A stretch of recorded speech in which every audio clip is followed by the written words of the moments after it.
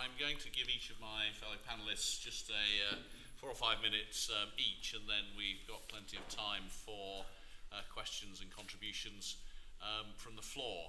I'm not going to abuse my position as chairman other than to say that the one thing about all of the conversations that I've heard as following on from this, a lot of them slightly more private, is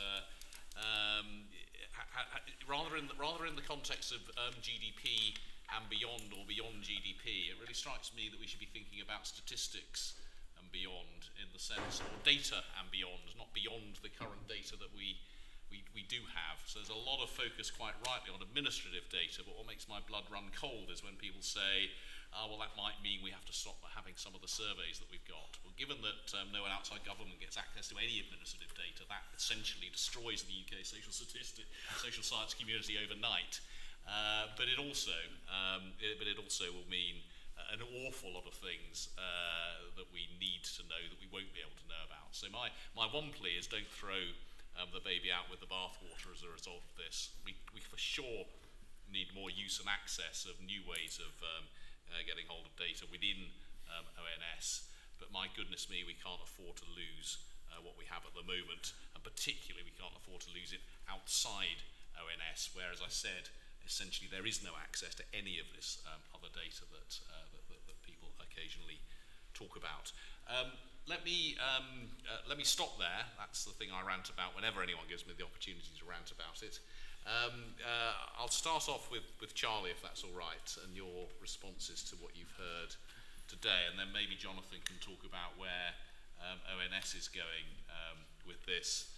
Then Andy and Mike, you can round up from their point of view, and then we'll go out to the audience. Okay, well, let me pick up a few of the themes that have come up during the day. I think the first thing I'd home in on is the identification of shifting boundaries. Things like GDP were fine when they originally created, when it was just about measuring stuff, and it was the same stuff, and you might be producing more of it in following years and so forth. But I think a key thing about the economy in recent years is how the boundaries have been shifting.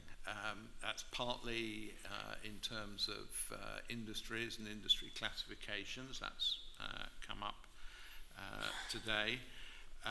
Geographical units. Our first session this morning focused that, I mean, our regional data is not very good anyway, but on top of that, the traditional regional units that we may be used to be looking at may not necessarily be the most appropriate one for users, and cities and the like may be more natural units. We've talked about the shifting boundaries between home production and market production. Now, this issue, I think, is going to be with us. It's not a one-off, or we need to think, oh, well, let's just change the frames of reference and then it'll all be solved. Going forward, there'll be new changes, new challenges with shifting boundaries. So I think the key thing is devising a progressive response to those continuing challenges, if you like, in terms of future-proofing the way we do statistics. I think that what we need to aspire to here, and there's elements of it in my my report, is not just focusing on producing statistics, but continually questioning their relevance and assessing the extent to which they may be failing to capture phenomena of interest. And the key thing is, of course, different users may be interested in different things, which points you towards ideally having lots of flexibility in the way you can do this. So just to take one example, we've talked about whether we should be measuring home production and things like that in the last session. If you're interested in a welfare measure or something closer to a welfare measure, you might be interested in doing that. If you're the Chancellor and interested in tax revenues, you probably aren't. So different things are required for different people. And so we want a statistical agency which reflects these shifting boundaries, reflects different user needs. But also is producing statistics within international protocols, which make them internationally comparable. And it seems to me the only way you can square this circle, recognizing that protocols are always going to lag behind what's actually happening, and they have to be negotiated and agreed in an international sphere, is really to follow Anne's suggestion of actually having the statistical agency being at the forefront of thinking about where the challenges lie, what the quantitative consequences of new phenomena are, building up, whether we call them satellite accounts, as say parallel estimates or something like that, if you don't like the term satellite accounts, of the consequences of taking on board those new phenomena, even if they're not formally in things like GDP estimates. And as I said this morning, I don't always think the bottom line of some new phenomenon, we ought to think, oh, well, how do we stick it in GDP? That may not be the appropriate thing to do, but you do want to know the consequences of it. That brings me to the second theme that has come up a bit today, administrative and big data and the distinctions between them. I should say here, I mean, I had the view in the report that I wanted to focus on the use of administrative data. So this is data that is already available, typically within public sector departments, collected as a byproduct of their everyday activities, tax collection, so forth, which is not fully utilised at the moment. And it does seem to me using this information, this is pretty low-hanging fruit in principle. There's plenty of other countries, the Scandics, the Canadians and so forth, where the national accounts are built almost entirely on that information rather than the surveys that we use. This is not to say you stop doing surveys, but certainly have a better balance in the use of different sources of information than we do at present. Then there's a question about, well, could you use some of this private big data? And here, it seems to me that sort of information may well be useful for this exercise of thinking about the consequences of new phenomena. You want to do a one-off study on whether the sharing economy matters or not. Well, getting hold of some private sector big data might be a way into that. I would be more wary about making it a central part of the regular core statistical production. The administrative data, fine, you know that's going to be there. May sometimes change what it means, so it has to be used carefully. But private sector data, if you can get your hands on it even, may be a rather flimsier source of information to base regular statistics on. That said, as well as being useful for one-off studies, it might also be useful for nowcasting, for filling in short-term gaps, things like that. I think also in this sphere there's questions about access. I think it's one thing to say that data which is held within one part of the public sector should be used by another part of the public sector, and I think probably most of the public think, well, that happens already, and they'd be amazed to find that it didn't happen. Having said that, there's clearly members of Parliament who are terribly concerned about privacy angles and stuff like that, even with sharing data within the public sector. I think you start going into the acquisition of private sector big data. It does open important issues. Now, you can talk about, well, maybe you can buy it, but as I think it was Andrew observed, it can be quite expensive. Well, you might say, oh, well, maybe we should have a general power of access to private data. That, I think, raises some difficult issues about property rights and so forth. So I certainly didn't want to go that far. That may be something that we grapple with further down down the road. But I think initially the focus should be just making sure we utilise the administrative data that's held in the public sector first. The other thing I might just say on this issue, I think there's more scope for innovative data collection by the ONS. So just to take an example, you could imagine when people are filling in their tax returns, having some ancillary survey that people are asked to fill in, where the information could be used by the statistical authorities. And if you want to encourage participation in that, you could always sort of say, well, anybody who fills it in gets entered into a prize draw or something like that. But it would be a rather different way of going about collecting information. I mean, I should say this is sort of the way people like Google and some of the other internet companies go about collecting information. They tack it on to other things. Assuming we do get access to this administrative and perhaps other data, there is a complementary requirement which is upskilling the ONS.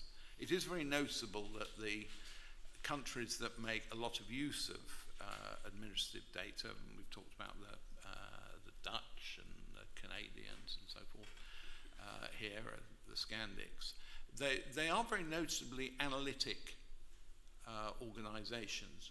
Several of them I talked to in depth. Canada, we went on a 2-day visit to them. And they come across as a very high-powered organisation. They're one of the top 100 employers in Canada.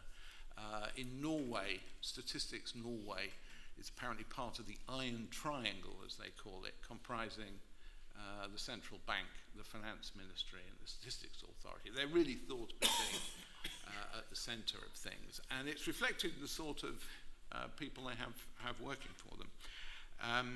To handle some of this administrative data, I think you need good skills, economic skills, data handling skills, and an appropriately curious and inquisitive mind.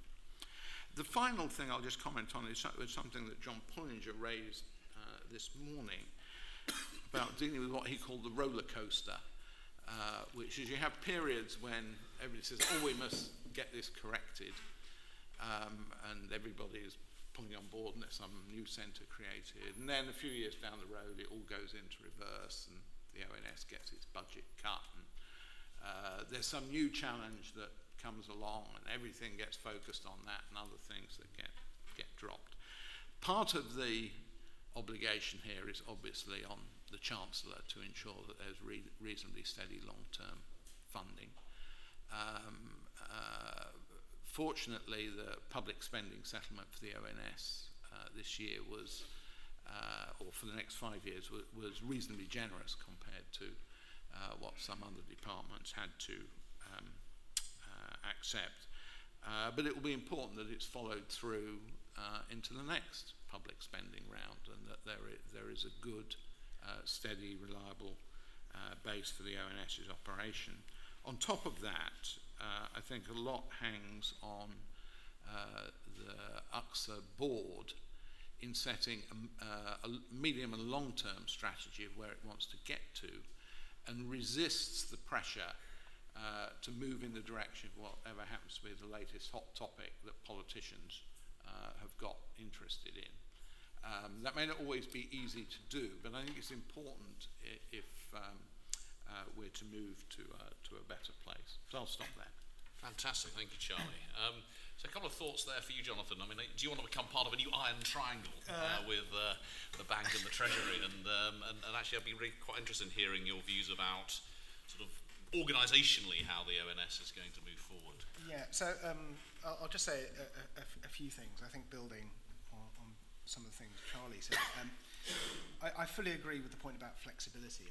We shouldn't always see a new problem as having to fit it into an existing statistical framework. I think that sometimes constrains us, means we move more slowly. I like the idea of developing this either as a piece of analysis or satellite or parallel accounts, whatever. I think there's a lot in that. I really agree with the point about capability. I think there's a brilliant chart in the report which shows It basically tries to look at skill level by looking at pay levels between Statistics Canada and the ONS, and I think you can see there that we don't really have the skill mix we need at the moment. So I think there is a real challenge there. We want to bring in more people with the right sets of skills. I think some of this just represents the organisation we've been in the past, where we still do lots of paper surveys requiring people to do administrative processing. So we need to get out of that and into doing things differently. I think we would like to be, I would like to be, in that organisation, compared to organisations like the Bank and the Treasury for analytical innovation and for seeing things that way. I think it will take a long while to get there, but I think we can do that. Obviously, we are a different organisation with different objectives, but I think there is a long way we can go towards increasing our capability and bringing new people in. I think there's two things I want to sort of just as well say. I mean, I think one of the ways we're going to do that, deliver some of these things, we are not going to do it all on our own. We need the support of the wider academic community of people who are interested in improving statistics. I think we're going to have to find new ways of engaging with that wider community. We cannot do all of the things in the report ourselves. It's a very, very long list. That's part of the reason for publishing the analytical strategy that should have been on your chairs earlier. There's those are the questions we would like to answer to help us crack some of the issues that we're being set out there. If you've got answers to them, please send them in. We will suggest you as a Nobel laureate in return if you can answer all 100. The other thing I would say is back to the roller coaster, and I think part of the reason, my sort of ex post analysis of this, is often we have set off with things as grand projects, and part way through this we may not have delivered, and I think we need to find ways of showing quick wins here. We've had a vote of confidence from the government, and I think we will only be able to make a good case for future investment if we can show some returns on the money that we've got. So I think the challenge here, and it's back to the analysis strategy, is yes, some of this is long term, but if we don't show some progress and improvements shortly, it shouldn't be a surprise to us that the government will say, well, actually, you didn't deliver anything, why should we continue to invest? So I think it's really important for us, and us as a community, to focus on the practical, what can be done now, as well as addressing some of these very, very complex issues for the future. So I think there's some interesting trade-offs there, and some things we need your help doing to help develop these ideas, but also to help us develop things that we can work on quite quickly. Jonathan, before we move on, can I ask you whether you, and I think I know the answer you're going to give, I mean, do you see any tension at all between two of the things that I certainly took out of Charlie's review? One was the need to be making more sort of basic statistics and data available to users, and the other was really about being more analytical and yourself interpreting them. And in a sense, you could say that those, if you've got a limited amount of resources, you might want to focus on one or the other of those. I think it's a question of balance, and the way I sometimes talk about it internally, or as somebody I work with characterises, at the moment, 90% of our effort goes into producing the statistics, and we have about 10% of our time for really understanding them and analysing them. And I think if we use different ways of producing those statistics, use administrative data, we can change that boundary. 60% of our time should be producing the statistics. It allows us to have much more time to be doing the analysis and the interpretation, and also the innovation, which we need to be doing. So I think we can get there. As I said, there are lots of scope for using administrative data to replace some of our surveys, but supplement others. So I think there's a lot of opportunity there, and we need to be able to do. I think we need to be able to do both of those things, but it is going to be a tricky balance to get those two right. Andrew. Yes, I was asked to talk a little bit about this from the perspective of the Royal Economic Society, and I guess from the perspective of economists as well. I remember, as they say now, back in the day, which they didn't say back in the day, but they say it now, that people used to be taught a course in economic statistics. Actually, it was the first course I actually taught as a junior lecturer at the University of Birmingham. I taught from Carl A. Fox's book, Economic Statistics, and I taught about index number construction and the perils of interpreting index numbers, and I taught about measuring inequality and poverty, and I taught about national income accounting and the perils of interpreting the numbers that are produced by the methods that we have. And this has become a kind of Cinderella subject these days, I think, in undergraduate curricula. Of course, what happened was in the 70s, there was an extraordinary growth in econometric method and technique, and that's been extremely valuable, but it's rather pushed to one side, this rather basic sort of economic education, which I think we need to see a return to. I do have some hope there, though, because I think economic measurement is actually something that microeconometricians are now working on. They are designing surveys and developing new ways of measuring people's attitudes to risk. We have the English longitudinal study of aging, partly run at IFS, where people are asked questions about their expectations regarding their life and their health in the future. So we are thinking now in economics about how to measure difficult concepts, and it's attracting bright young minds. And I think the way this subject is now getting together with big data and machine learning, it's going to attract some very smart people, and you may see some great advances made in the future. The Royal Economic Society, part of its business is to promote education in economics, and it has parts of the organisation that deal with this, the Economics Network, for example. And I'm hoping that we can stimulate some thought on this in our future works. And I can see actually at the Royal Economic Society conference we could have a very useful session on this theme in the coming year, given this, possibly even a speaker or two, who knows, might be able to encourage these people. Thinking about measurements of the economy as an input to public policy, as an economist, we're told very early on in this document that we should think about the costs and benefits to alternative measurement procedures. And it seemed to me, and I raised it marginally already, that in thinking about the benefits, we really have to try to get to grips with what the purpose is of measuring GDP in a different fashion. And maybe if I did have a good measure of the amount of unpaid work done in the economy, it's very interesting to have it, and it may be a useful indicator, but do I need a GDP measure that actually incorporates this? If so, for what policy decisions would that be useful? And how much is it worth paying to have it? Thinking about economists and econometricians doing research, the absolute key to many interesting developments, I'm a little prejudiced about this since I run a centre in microdata methods, is microdata, is being able to see individuals' responses and to see them even evolving through time. And I think the benefits to the extension of collection and publication of microdata really have to be considered.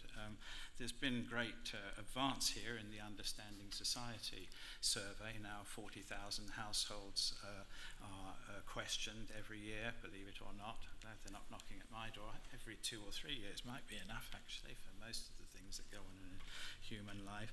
But in order to understand the new organisation of work and production and leisure and interactions in new markets, I think we do have to understand much more about individual behaviour, and particularly much more about time use and, as you said, the way it links in with consumption and asset purchasing decisions and so forth. Let me just put in one plug here for administrative data. What we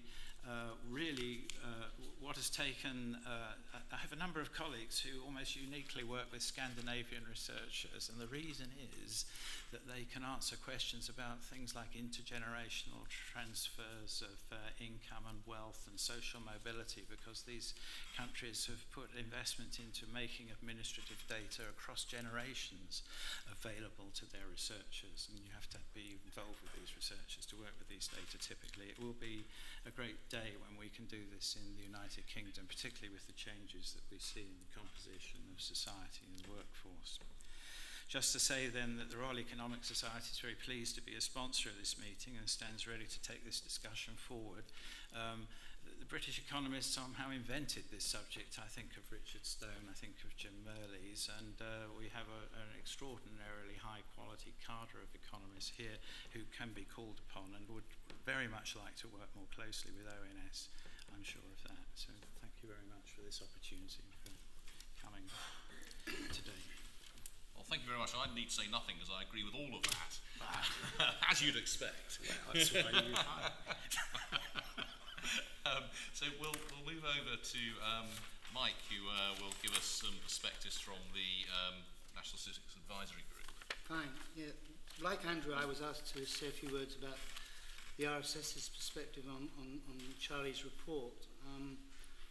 For some time now, it's been our policy within the RSS to be what we call a critical friend of ONS. By that we mean we want to be proactive in supporting ONS, but it doesn't stop us from being a critic when we think it's appropriate. So when Charlie's review was announced, we publicly welcomed it. It's a great opportunity to achieve improvements in some well-known limitations. And like many, we provided a plethora of comments on economic statistics that could be improved. But more importantly, as a friend, I think we've supported Charlie's process by holding several major meetings, of which this is the third. And I would merely echo Andrew's remarks just now, that what we now need to do, I think, is to galvanise our forces with the RES and with the IFS to see how we can take the wonderful material that's come out of today's discussion and harness it.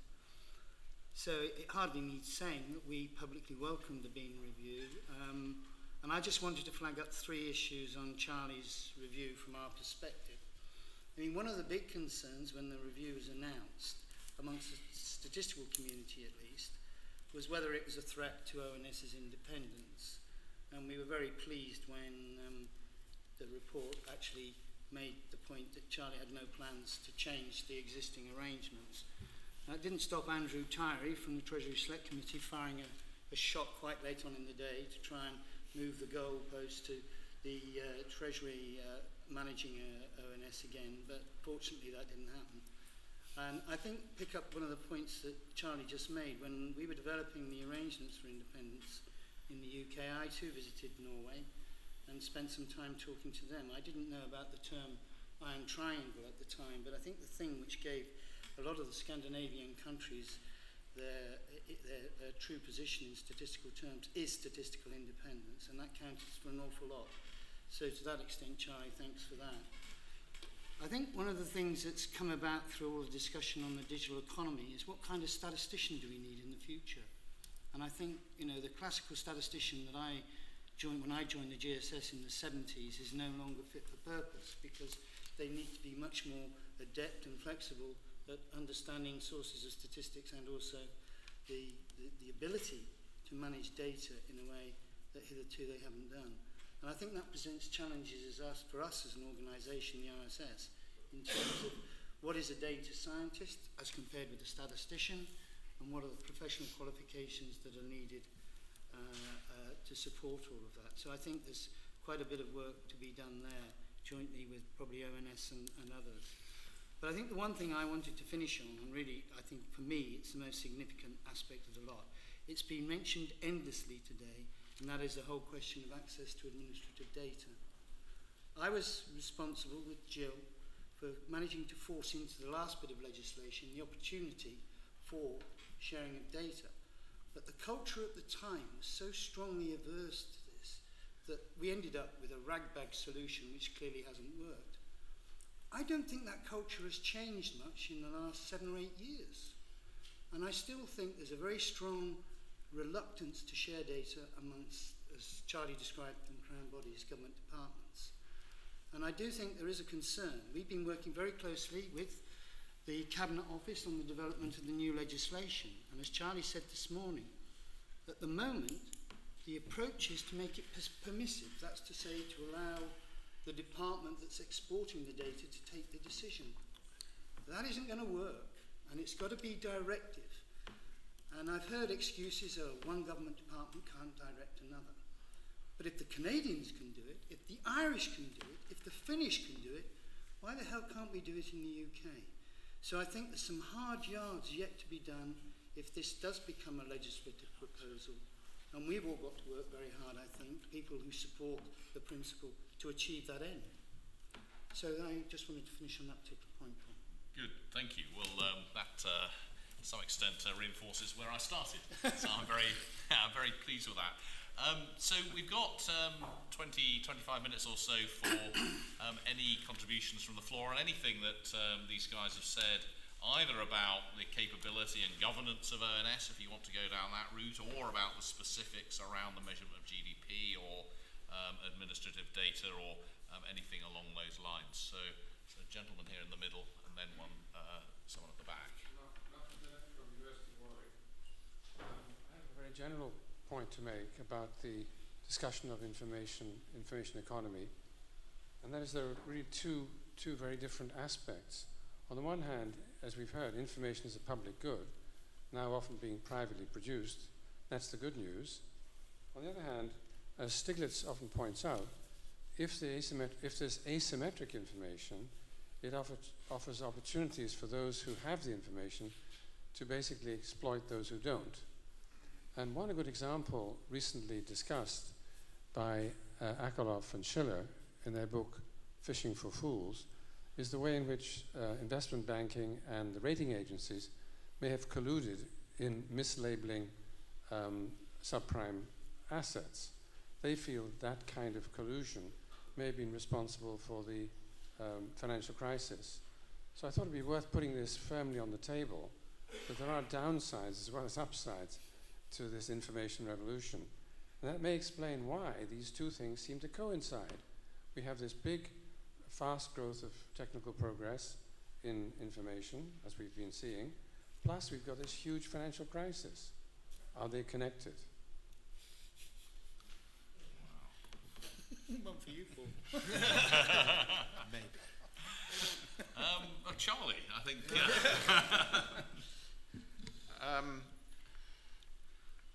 I wouldn't lay the blame for the financial crisis on the explosion of information.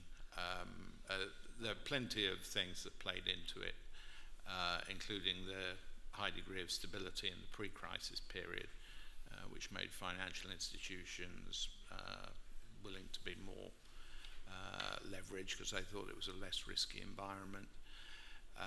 People thought they'd shed risks when, in fact, they'd actually been concentrated in places that couldn't actually bear them. There certainly were problems of the sort that you talk about, say, between the ratings agencies and those originating securities. I'd be inclined less to call it collusion and just the effect of incentives, basically because the person who was selling the security was the person who bought the rating.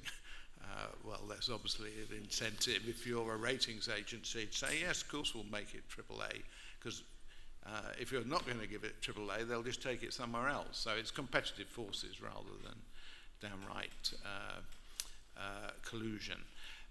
What may well be true is that the explosion in information may have affected the way in which the crisis played out between institutions, the connections, but I wouldn't put it at the core of the financial crisis. I mean, the only thing I was going to build on, well, not directly with that, but I mean, I think that, some of these issues goes back to the issue, conversations we had about big data as well, and where do you want to put your weight on understanding different data sources? I don't think there's a sort of yes or no answer to this. It's about understanding the quality of that data, how it's produced. If you're going to start using more data, you need to know that, and you need to get under the skin of whatever data you are trying to look at. And I think that was obviously slightly more difficult with the sort of third-party data held by the private sector. Not impossible, but those are the sorts of issues we need to think about. I mean, this seems to me to raise kind of quite a broad issue about the role also of people in this room and in academia and universities and think tanks and so on. We are clearly moving into a world, we have moved into a world where far more data is available, where more trusted institutions are required to interpret that data and put it into the public domain, such as to reduce the power of those who have, use this data in a monopoly kind of way or in a way which is harmful We've also talked, actually, it's Andrew, about training economists better, and actually Jonathan and Charlie about getting better, or different and Mike about getting better or different statisticians and data scientists. It strikes me that underlying all of this is actually something that goes way, way beyond the ONS and its role, but also about the role of universities, particularly in the economics and statistics fields, but not just in training people, but also in using and making that data available and interpreting it in a way which exactly starts to counteract some of the dangers that have been described. But it strikes me those dangers exist as there is more and more data there. There's going to be a smaller fraction of it on which there are people expert and trusted in the public domain, and that's a danger. So as a gentleman at the back, I think. Yeah, picking up on that theme slightly, I'm John Lewis from the Bank of England. One of the things I found really interesting in the Bean report was the question about how we measure correctly the output of the financial services sector. Most of the measures we have at the moment just look at the amount of lending that banks are doing and impute some output on the basis of the size of bank deposits and bank loans. So I just wondered what the panel thought the future was. How can we better measure financial services activity? My actual inclination again is to go straight to Charlie, but would any of the other members of the panel like to come in first? Nothing. Well, shall I? I think the current approach to measuring financial intermediation and the services from there, looking at the spread, essentially interest rate spread, intuitively seems quite a good start. Good starting point. What do they lend out at? What's the cost of raising that capital themselves? I always think is not a bad starting point. I think the challenge, which is in Charlie's report, and I think a very good one, is how do you risk adjust that? And I think that's one where actually, again, we need to be open about this. I'm certain, the macro-prudential side of the Bank of England is thinking about indicators that might be used to get some risk adjustment in there. So I think we need to sort of think about that, but I think we need to talk to the Bank of England, the Financial Conduct Authority, to think about what the right approaches are, and if there is a good measure out there that is used elsewhere that can be a proxy for risk adjustment, then we should use it. That would be my sort of starting point. Charlie. Well, no, I absolutely agree with that. The central issue here is correcting for risk. If you don't do that, you get you can get ridiculous results, like the biggest value added in the of the financial services was the quarter that Lehman's collapsed, and that basically reflected the blowout in spreads that happened at that point with no correction for risk. So that's obviously conceptually the right thing to do. The implementation is harder, and statisticians on both sides of the Atlantic, as I understand it, are thinking about how to do this, but it certainly needs to be done as I think, a degree of urgency, actually. There's a lady here on my right. Yeah, the fifth row back, something like that.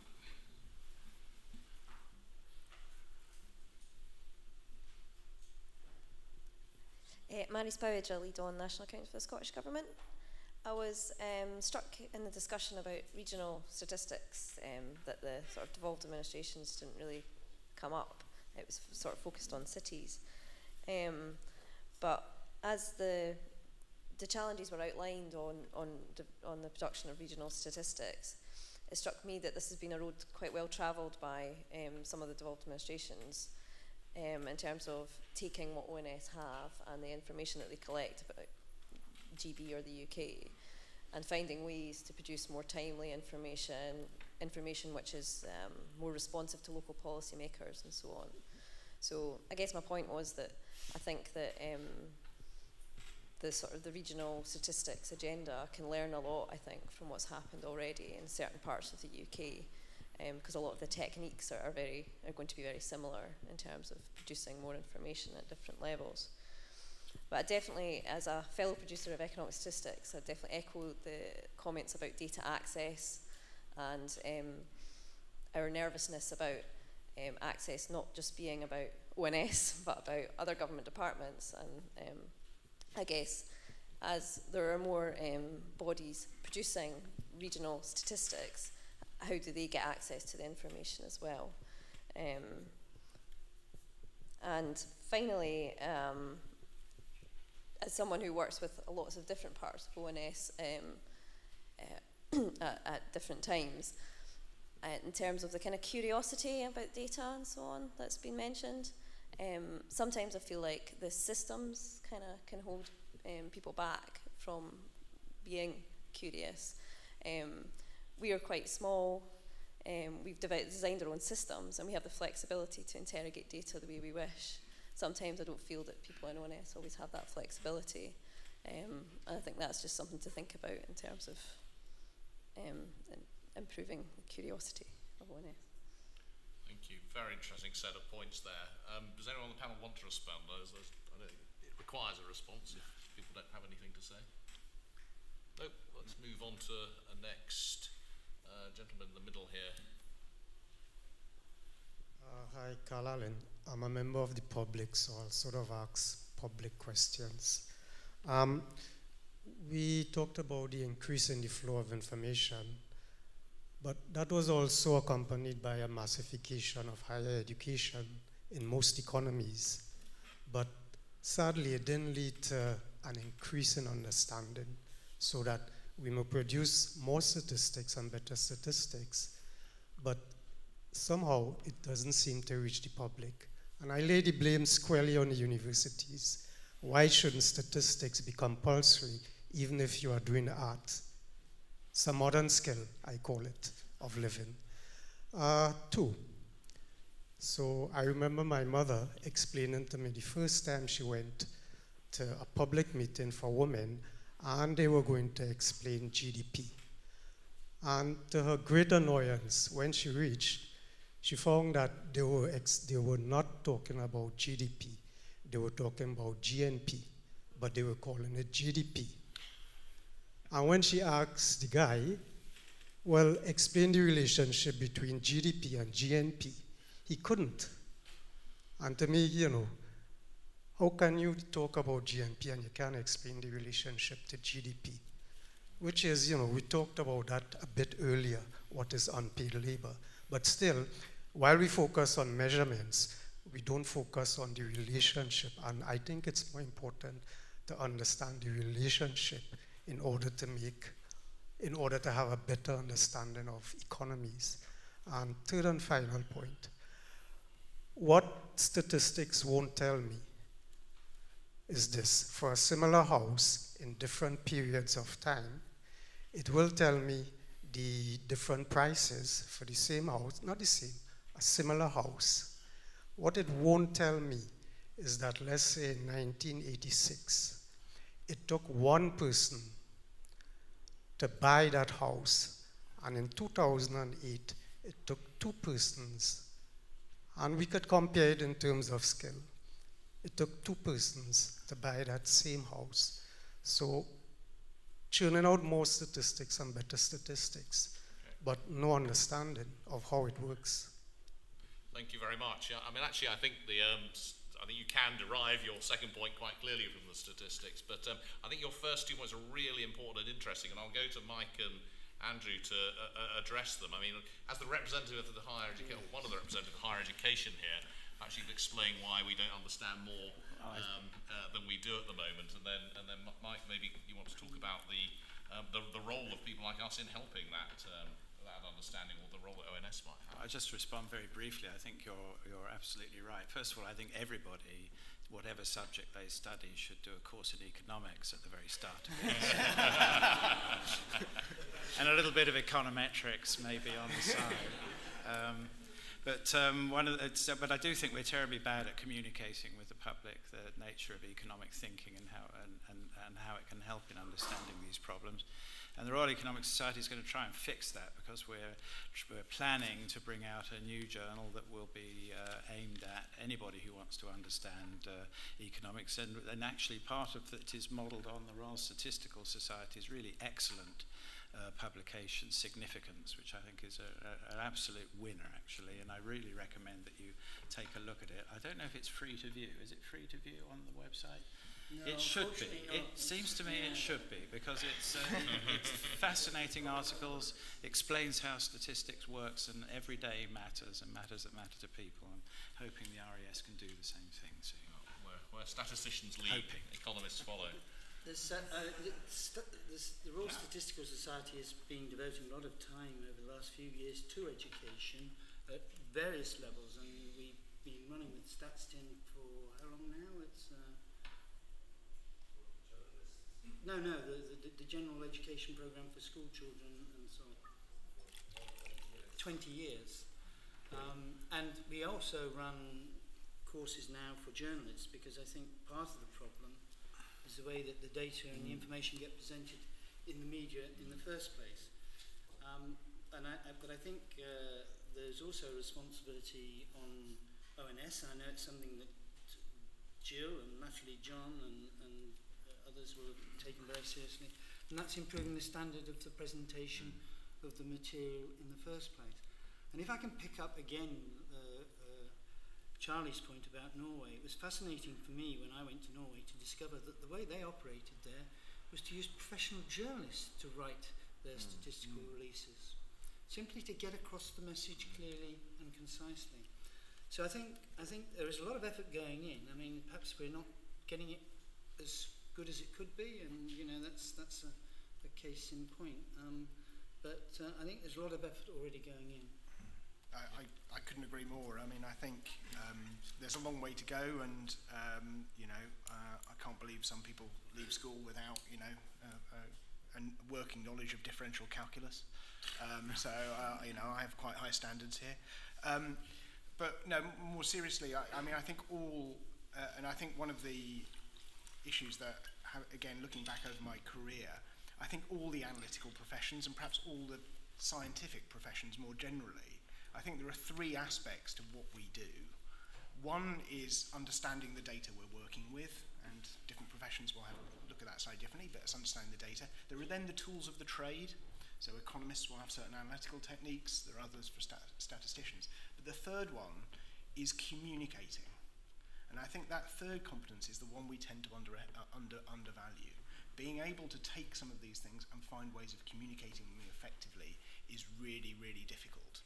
But I think there are some inspirations here, and if I would look to my right and look, for example, some of the things the IFS do, I think they are very, very good at taking sometimes very complex issues and presenting them in a very, very concise way. So I think there are things we can learn there. And as I say, I think as an organisation, probably the ONS probably has underinvested in communication.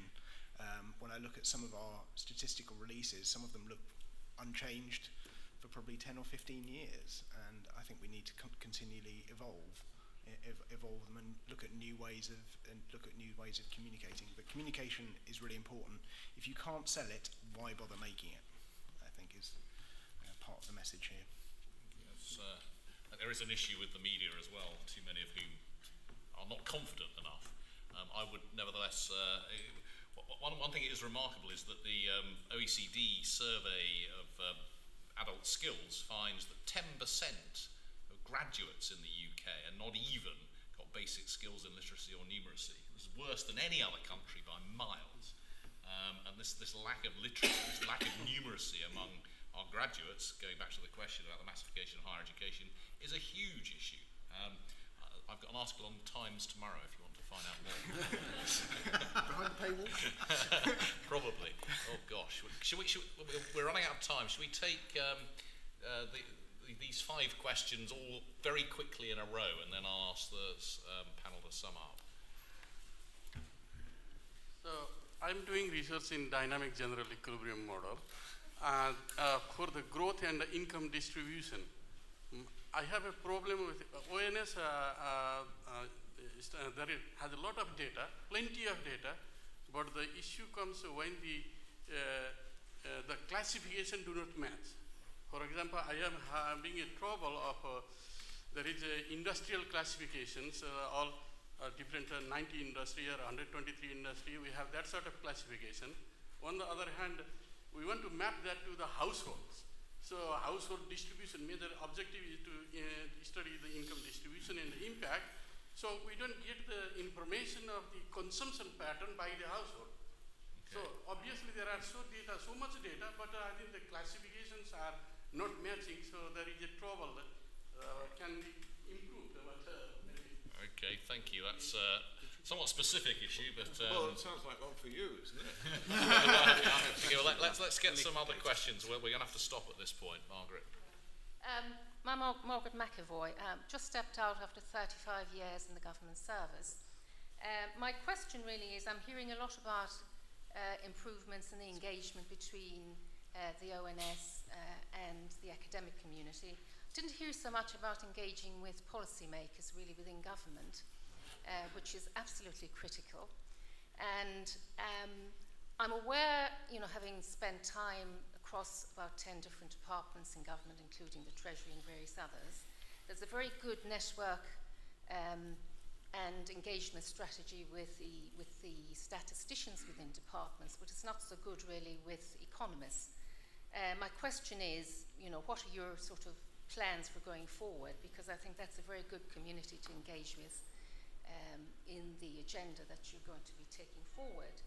My second question is, I heard something about working parties early on. I think somebody Got me a very quick second question.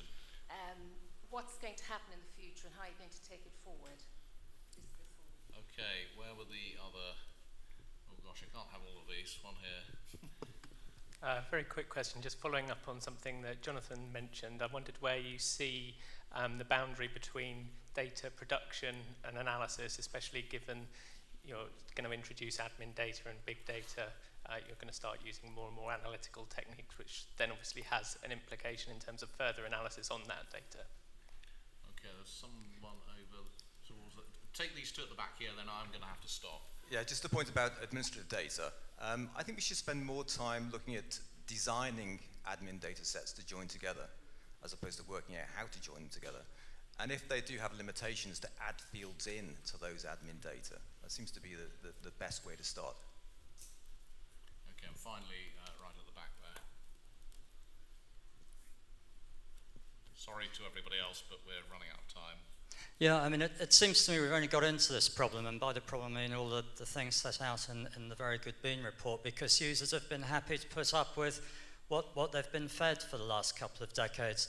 So I suppose my question is, what's going to change in that relationship? If you're an economist at the IFS or a professor or where I was working, you want your reports to be as impactful as possible. And if you say at the end, well, actually, it might be a load of rubbish because the data's not very good, no one's really going to thank you for that. So how can economists actually feed in to get the data better? And, if this really is the final question, can I just ask, will anything be different in 5 years? Will I have access to new data? Will there be any new releases? There have been some good things today, but I haven't really heard an awful lot of stuff that's left me hugely optimistic. Well, that's a very good question to end on, actually. So we've got a series. I mean, this, colleagues on the panel, is your chance to have about a minute covering anything you want out of those questions, or indeed other reflections on the day. So you might not all get your questions answered, I'm sorry. But the issues about relationship between ONS and policymakers in departments, I think, is a very important one. It's boundary between production and analysis. Can we design admin data, or do we just have to make use of what's there, or indeed not make use of what's there? Will anything be different in 5 years? I think maybe I'll certainly ask Jonathan and Charlie to address that, as well as the specific question we had at the beginning about how we can join up information on occupations and income. I'm going to give Jonathan and Charlie last dibs. So should we start with Mike and then Andrew? Well, to try and answer the question from the gentleman about making admin systems tailored to meet needs, I would agree with you entirely. And certainly within the Canadian legislation, they actually have the right to actually be involved in the discussion and development of systems in order to be able to do that very thing. Whether we've got the courage within this country to actually go that far in the legislation is a moot point, But I mean, that's the way you can do it. It's the only way you can really do it, I think. To pick up Margaret's point, what we hope to get out of this session today is that we will convene again the RSS and the RS, and I hope possibly the IFS as well, Paul, and discuss how we're going to take all of this forward. So all of you who are here today will be told in due course what we plan to do. Great. Andrew? I think two of the questions really came down to linked data sets being a good thing, and there's remarkable work being done by French colleagues of mine using employer-employee linked data sets, which really enable you to get to grips with what's going on in the labour market, and there should be a big push in that area. I think I will reflect on, I very much hope economists can get together with ONS. I've run a research centre for nearly 20 years now. We've tried early on to get ONS even to make appointments that would be a day a week with us at the IFS in our centre and 4 days a week at the ONS, so that we could possibly then get a different sort of person wanting to get involved in the ONS, and also give us access to skills and knowledge from there. And it never came to anything. No one's to blame for that, but I'd love to see that sort of thing coming along in the future. I think there is scope for getting people with a more academic frame of mind involved, perhaps, in organisations like the National Statistical Agencies. And one way to do it is to make life for them a pleasant life where they can indulge many of their skills. So hopefully we can make things better in 5 years if we work at it, I think.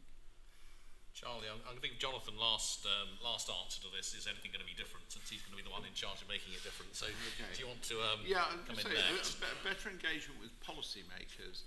That is something where there's a specific recommendation in the report, particularly to improve the connections between the Treasury, the bank, also outside users like the IFS and so forth. So let's put them in that same bucket.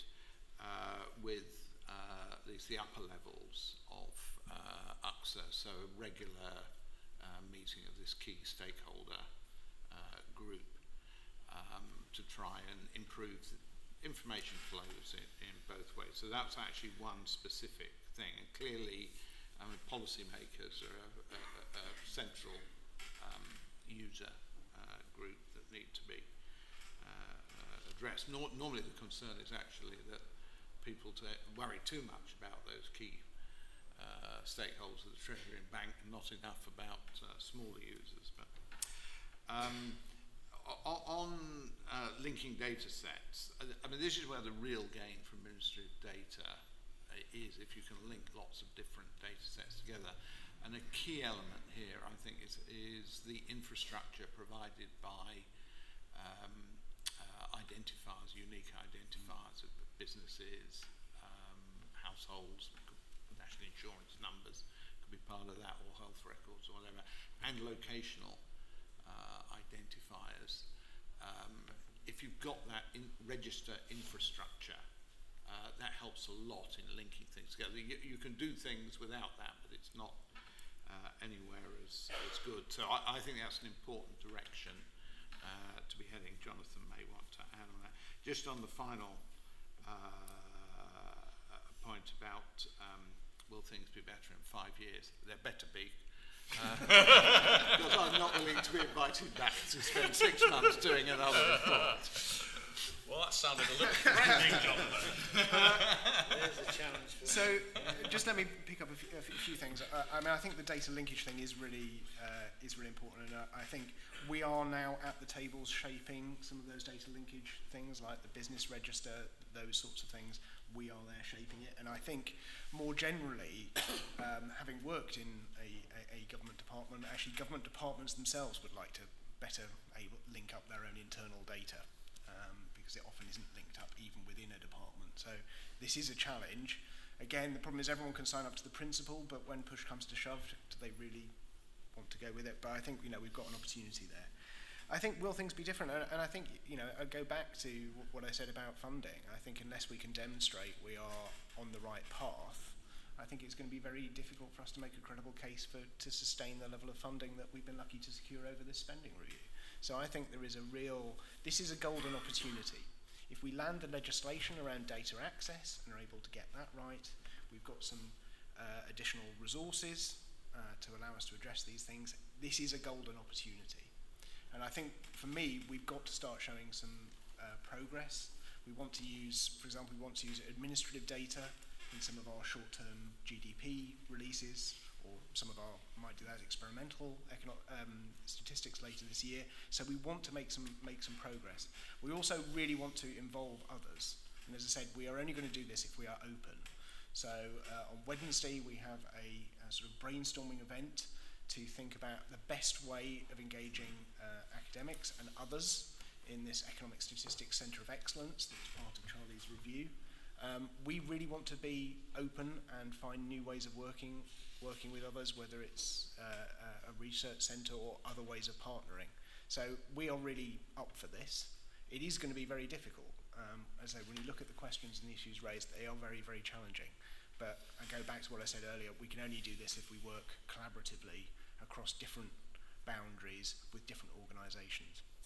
Well, thank you very much, Jonathan. That's a very good place to end, because if you hadn't said it, I would have done this. From all of the conversations we've had today, it's clearly that there is a kind of big systemic issue that we need to address here. This isn't just about the ONS, it's about statistics and economics in universities, in the public sector, in research organisations, in the bank, and we'll need to work together to achieve that, to ensure that people have the appropriate skills, to ensure that people outside understand what this is all about. So I'm really pleased that along with the RES and the RSS, the IFS is engaged in this, because it really is one of the most important things I think I've been involved in terms of research for quite some time. So if we don't have this stuff, then we can't really do very much. And I mean, I'll just end up by just saying, the potential scope of things that it's possible to understand about the economy and about society and the way that people move through the health system and the education system and the returns to education and how the education system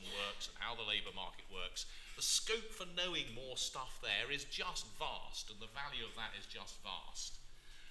The key to opening that up is a lot of what Jonathan was just talking about, linking administrative data to survey data, making it available, researching it, having people who have the expertise and skills to do it. I mean, I really believe we could make a big difference to policy and to the way the economy goes forward if we simply used and had access to and made use of what is potentially, at least from a technical point of view, stuff that we can do and can put together. And if we get that wrong, then all of Andrew's colleagues will be working with Norwegians, and then we're going to stop. We're going to stop finding out what we really need to find out about the UK economy. Thank you very much.